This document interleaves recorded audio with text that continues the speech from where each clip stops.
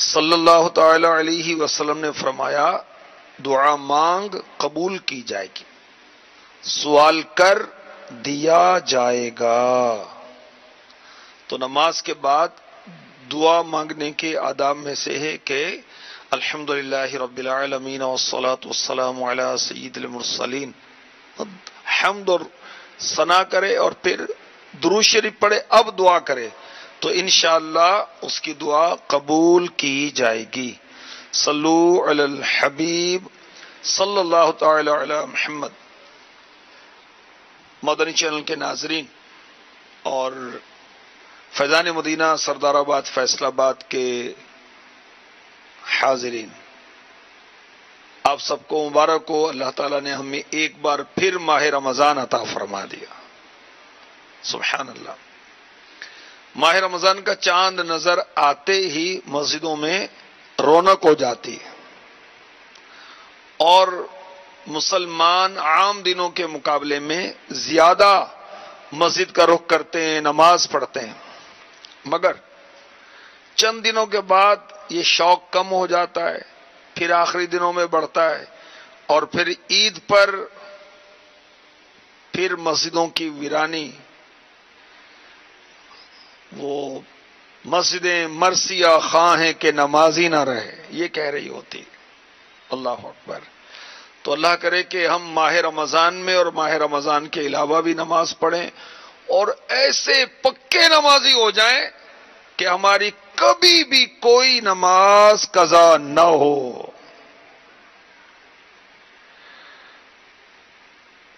جنت میں لے کے جائے گی اے بھائیو نماز، دیدار حق کرائے گی اے بھائیو نماز،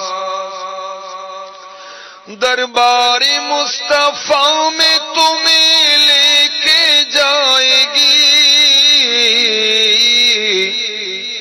خالق سے بخشوائے گی اے بھائیو نماز۔ پارہ 1 سورہ بقرہ کی آیت نمبر 3 میں اللہ پاک ارشاد فرماتا ہے الذین یؤمنون بالغیب ویقیمون الصلاة ومما رزقناہم ينفقون، وہ لوگ جو بغیر دیکھے ایمان لاتے ہیں اور نماز قائم کرتے ہیں اور ہمارے دیے ہوئے رزق میں سے کچھ ہماری راہ میں خرچ کرتے ہیں۔ اس مبارک آیت میں ایمان والوں کے 3 اوصاف، 3 خوبیاں، اچھی عادتیں بیان کی گئیں۔ نمبر 1، ایمان بالغیب، یعنی وہ لوگ بغیر دیکھے ایمان لاتے ہیں۔ ایمان کیا ہے؟ ایمان یہ ہے کہ سچے دل سے ان سب باتوں کی تصدیق کرے جو ضروریات دین میں داخل ہیں۔ کسی ایک ضرورت دینی کے انکار کو کہتے ہیں کفر۔ تو 3 وصف بیان ہوئے، ایمان بالغیب، نمبر 2 نماز قائم کرنا، نمبر 3 راہ خدا میں خرچ کرنا۔ تو دوسرا وصف مسلمانوں کا، متقی لوگوں کا بیان ہوا، وہ نماز قائم کرتے ہیں۔ نماز قائم کرنے سے کیا مراد ہے؟ ظاہری آداب کے ساتھ، باطنی آداب کے ساتھ پڑھتے ہیں، ہمیشہ پڑھتے ہیں، ٹھیک وقت پر پڑھتے ہیں، پابندی کے ساتھ پڑھتے ہیں، فرائض، نماز کے جو فرائض ہیں، نماز کی سنتیں ہیں، نماز کے مستحبات ہیں، ان کا خیال رکھتے ہیں، اور وہ چیزیں جو نماز کو مکروہ کرتی ہیں یا نماز توڑ دیتی ہیں ان سے بچتے ہیں۔ نماز کے جو باطنی آداب ہیں، باطنی حقوق ہیں، ان میں یہ ہے کہ دل کو غیر اللہ کے خیال سے فارغ کر کے ظاہر و باطن کے ساتھ اللہ کی بارگاہ میں متوجہ ہو اور اللہ کی بارگاہ میں عرض و نیاز اور مناجات میں مست و محو ہو جائے۔ کاش نماز کو نماز کیوں کہتے ہیں؟ عربی میں کہتے ہیں صلاۃ، نماز، کیونکہ صلاۃ کا مطلب ہے دعا. نماز کا، اس عبادت کا اہم جز جو ہے وہ دعا ہے. اس وجہ سے اسے صلاۃ کہتے ہیں، نماز کہتے ہیں. تو اللہ پاک ہمیں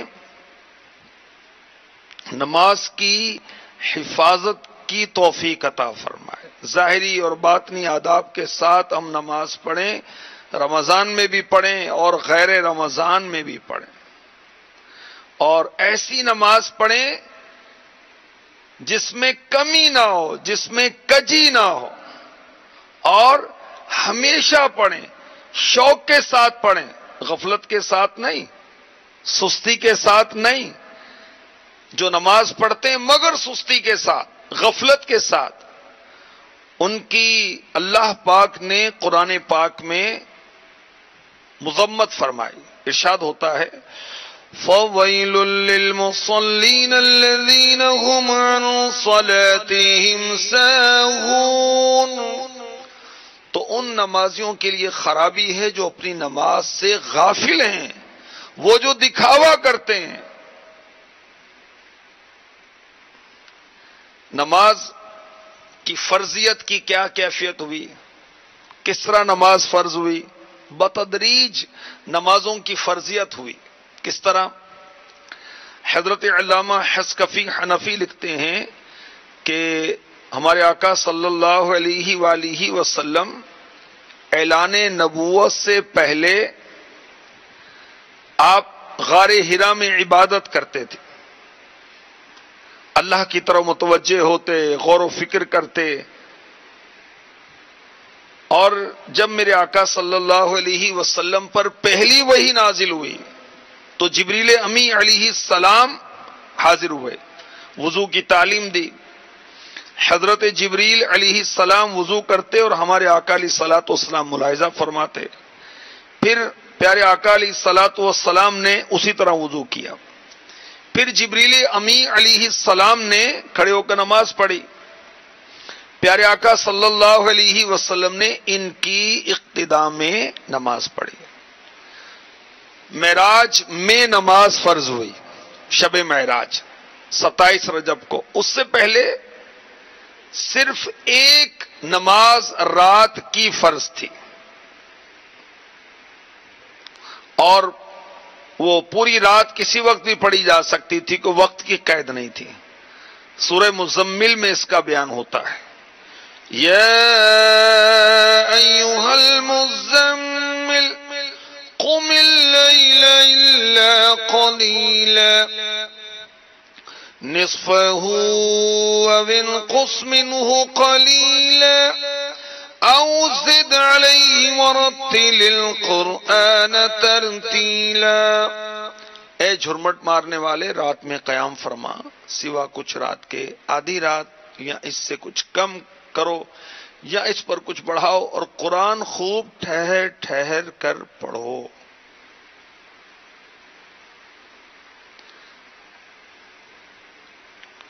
تو شب معراج نماز اللہ تبارک و تعالی نے 50 نمازیں اپنے محبوب کی امت پر لازم کی، فرض کی، اور میرے آقا صلی اللہ علیہ وسلم بار بار پروردگار عز و جل کے دربار میں حاضر ہوتے رہے، نمازیں کم کراتے رہے، یہاں تک کہ 5 رہ گئیں.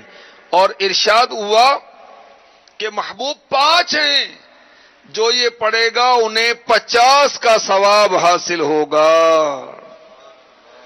جنت میں لے کے جائے گی اے بھائیو نماز، جنت میں لے کے جائے گی اے بھائیو نماز،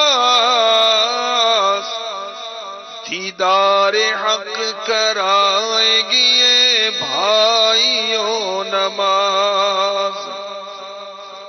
ہم کتنے خوش نصیب ہیں کہ اللہ پاک نے ہم پر نماز فرض کی. جی ہاں، اللہ تعالیٰ نے ہم پر نماز فرض کر کے ہم پر احسان فرمایا. نماز میں جو اللہ پاک کی نوری مخلوق ہے، فرشتے، ان کی عبادتوں کا مجموعہ ہے. بعض فرشتے قیام میں ہیں، بعض فرشتے رکوع میں ہیں، بعض فرشتے سجدے میں ہیں، اور بعض فرشتے اللہ کی تسبیح بیان کرتے ہیں، سبحان اللہ سبحان اللہ. بعض اللہ پاک کی تحلیل بیان کرتے ہیں، لا الہ الا اللہ.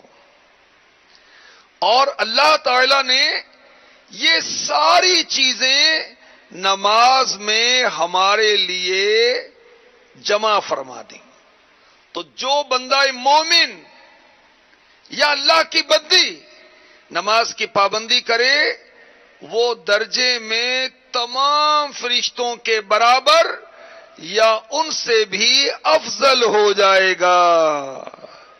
جنت میں لے کے جائے گی اے بھائیو نماز. مفتی احمد یار خان نعیمی رحمۃ اللہ تعالی علیہ نے جو لکھا، میں نے اس کا خلاصہ آپ کو پیش کیا. مزید لکھتے ہیں، نماز میں ساری مخلوق کی عبادت جمع ہے. کس طرح؟ بڑی دلچسپ بات ہے. اس طرح کہ درخت یہ قیام میں ہے، درخت کھڑے ہیں نا، قیام میں ہیں. چوپائے رکوع میں ہیں. گائے، بھینس، بیل، گھوڑے، گدھے، خچر یہ رکوع میں ہیں. بکریاں، بھیڑیں اور سانپ، بچھو وغیرہ یہ سجدے میں ہیں. اور مینڈک، فراگ، مینڈک یہ قاعدے میں ہے. انسان چونکہ سب سے افضل ہے، اس لیے اس کی عبادت ان سب کو شامل ہے. سبحان اللہ. جنت میں لے کے جائے گی اے بھائیو نماز. کیا شان ہے نماز کی کہ نماز انسان کے حالات کو درست کرتی ہے. نماز برے کاموں سے بچاتی ہے. بڑے بڑے فاسق، بدکار جب انہوں نے سچے دل سے نماز پڑھنا شروع کی تو رب کے فضل سے وہ گناہوں سے بچنا شروع ہو گئے. نماز بیماریوں کا علاج بھی ہے. جو انسان نماز کی تیاری میں وضو کرتا ہے، دماغی بیماریوں میں بہت کم مبتلا ہوتا ہے. نمازی شخص تلی کی بیماری سے، پاگل پن سے محفوظ رہتا ہے. جب پانچوں وقت اعضاء دھلتے ہیں، کپڑے پاک رہتے ہیں، گھر بھی پاک رہتا ہے، گندگی سے بچا رہتا ہے. اور گندگی جو ہے بہت ساری بیماریوں کی جڑ ہے. اور یہ بھی یاد رکھیے، مصیبت طرح طرح کی انسان کو آتی دنیا میں، کبھی جان میں، کبھی مال میں، کبھی اولاد میں، کبھی کچھ پریشانی، مصیبت، آزمائش رہتی ہے. نماز ہر مصیبت کا علاج ہے. اور ہمارے دین اسلام میں مصیبت کے وقت نماز پڑھنے کا حکم دیا گیا.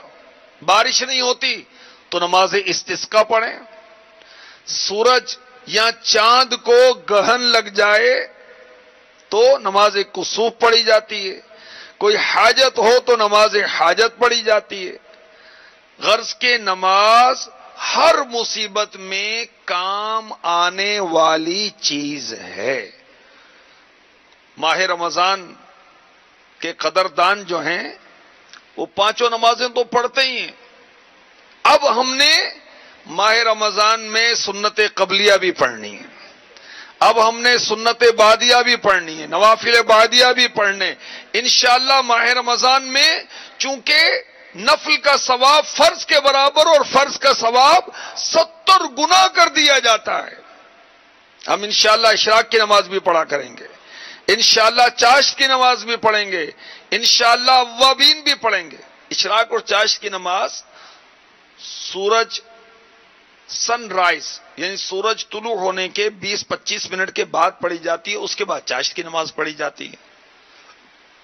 اوابین کی نماز پڑھی جاتی ہے مغرب کے فرض اور سنتوں کے بعد، اور تہجد کی نماز یہ عشاء کے بعد، چاہے 1 منٹ کے لیے بھی کوئی سو جائے، ایک نیند کا جھٹکا بھی لے لے، وہ پڑھ سکتا ہے۔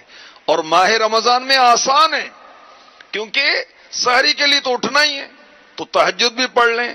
سبحان اللہ، جو اشراق کی نماز پڑھے گا اسے حج عمرے کا ثواب ملے گا۔ چاشت کی نماز یہ تنگ دستی کو دور کرتی ہے، اور اللہ تبارک و تعالی جو چاشت کی نماز پڑھتا ہے اس کا کفیل ہو جاتا ہے۔ اور مغرب کے بعد جو اوابین کے نوافل ہیں، یہ نیک لوگوں کے نوافل ہیں، نیک لوگ پڑھا کرتے تھے۔ تہجد کی نماز، مرحبا، تہجد پڑھنے والے قیامت کے روز بغیر حساب کتاب کے داخلے جنت کر دیے جائیں گے۔ جنت میں لے کے جائے گی یہ بھائیوں نماز، جنت میں لے کے جائے گی یہ بھائیوں نماز، دیدار حق کرائے گی یہ بھائیوں نماز، دیدار حق کرائے گی یہ بھائیوں نماز۔ تو نماز چھوڑنے والی چیز نہیں، پڑھنے والی چیز ہے۔ اور جو بدنصیب یاد رکھیں نماز نہیں پڑھتے، بعض ایسے بدنصیب ہیں کہ رمضان میں بھی نماز نہیں پڑھتے، تو یاد رکھیں ایک نماز، فقط ایک نماز جو جان بوجھ کر چھوڑ دیتا ہے اس کا نام دوزخ کے دروازے پہ لکھ دیا جاتا ہے کہ جس کے ذریعے اس کو داخل جہنم کیا جائے گا۔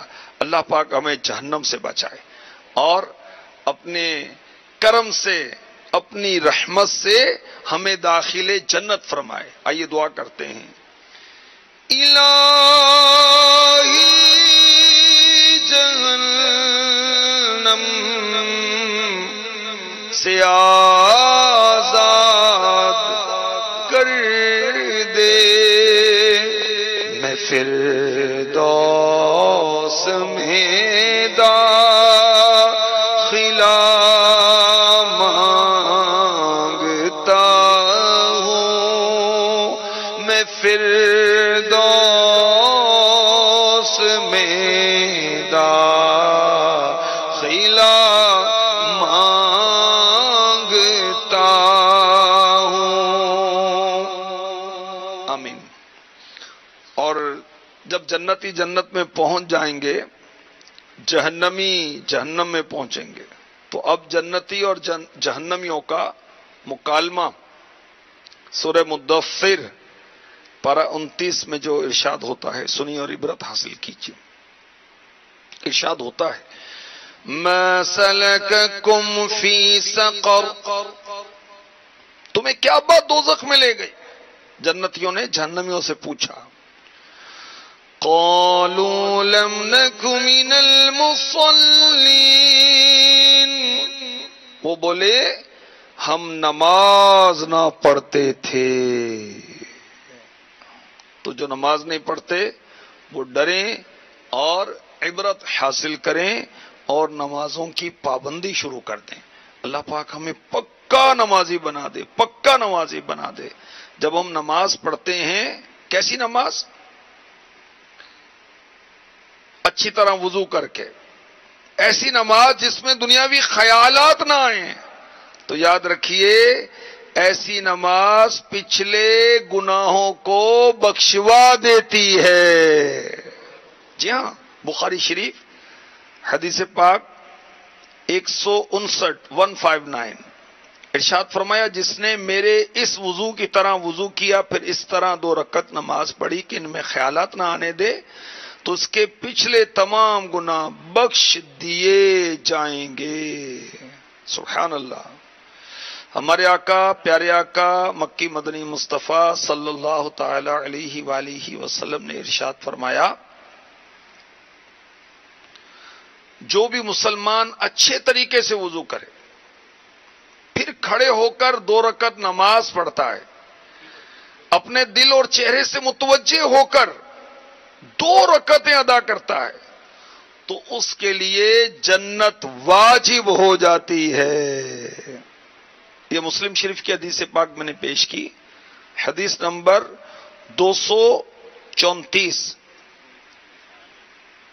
234۔ سبحان اللہ۔ جنت میں لے کے جائے گی یہ بھائیو نماز، خالق سے بخشوائے گی یہ بھائیو نماز۔ اللہ تبارک و تعالی ہمیں نماز کا پابند فرمائے۔ حضرت حاتم اسم رحمت اللہ تعالی علیہ کیسے نماز پڑھتے تھے کل انشاءاللہ میں عرض کروں گا۔ اللہ ہمیں عمل کی توفیق دے، آمین بجاہ النبی الامین صلی اللہ تعالی علیہ وسلم۔